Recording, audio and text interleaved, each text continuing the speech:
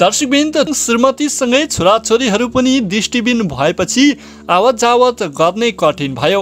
राप्ती लोकमार्ग नजिकै भए पनि त्यही लोकमार्गसम्म पुग्ने बाटो नभएपछि तुलसीपुर उपमहानगरपालिकाका 3/7 तलेका चन्द्रवीर वलीले बुढेसकालमा 2 वर्ष लगाएर बाटो खने। न त कसैले बाटो खन्न सहयोग गरे, न त कसैले चासो दिए। एक्लै 2 वर्ष लगाएर 2 किलोमिटर बाटो खन्नु भएका चन्द्रवीरलाई अहिले भने निकै सहज भएको छ। चन्द्रवीरले खनेको गोरेटो बाटोमा तुलसीपुर उपमहानगरपालिकाले सडक नै निर्माण गरिदिएको छ। विक्रमसम्म 2073 मा ओलीले 2 वर्ष लगाएर खनेको गोरेटो बाटो सडकमा परिणत भएको हो। अहिले गाडी, अटो, मोटरसाइकल त्यही बाटो गुड्छन्। यहाँबाट खमारी जान त्यही छोटो बाटो प्रयोग हुने गरेको छ। चन्द्रवीरले दृष्टिविहीन श्रीमती र 4 छोराका लागि बाटो खनेका हुन्। श्रीमती पनि आँखा नदेख्ने, छोराछोरीहरू पनि आँखा नदेख्ने थिए। बजार जानलाई बाटो थिएन।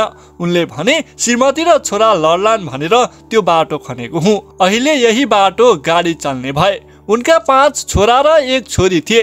एउटा छोरा र छोरीको सानैमा मृत्यु भयो। अहिले भएका 4 छोरा मध्ये कान्छो छोराले मात्रै आँखा देख्छन्, अन्य 3 छोराले आँखा देख्दैनन्। अहिले उनका जेठा छोरा काठमाडौँमा दोहोरी साँझमा काम गर्छन् भने माइलाले तुलसीपुर बजारमा गीत गाएर आम्दानी गर्छन्। कान्छो छोरा काठमाडौँमै छन्। उनले पनि दृष्टिविहीनलाई बाटो देखाउने काम गर्छन्। चन्द्रवीरका लागि अहिले घरमा कसैले सहयोग दिन्छन्। त्यही सहयोगबाट उनको दैनिकी चलेको छ।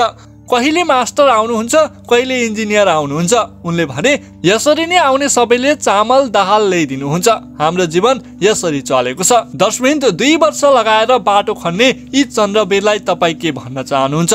तपाईको मनमा लागेको कुरा तल कमेन्ट बक्समा कमेन्ट गर्नुहोला। साथै यस्तै खबरका लागि च्यानललाई सब्स्क्राइब गर्नुहोला। फेरि पनि यस्तै भिडियो लिएर उपस्थित हुने नै छौँ। आजको लागि चाहिँ बिदा दिनुहोला। हस्त नमस्कार, जय नेपाल।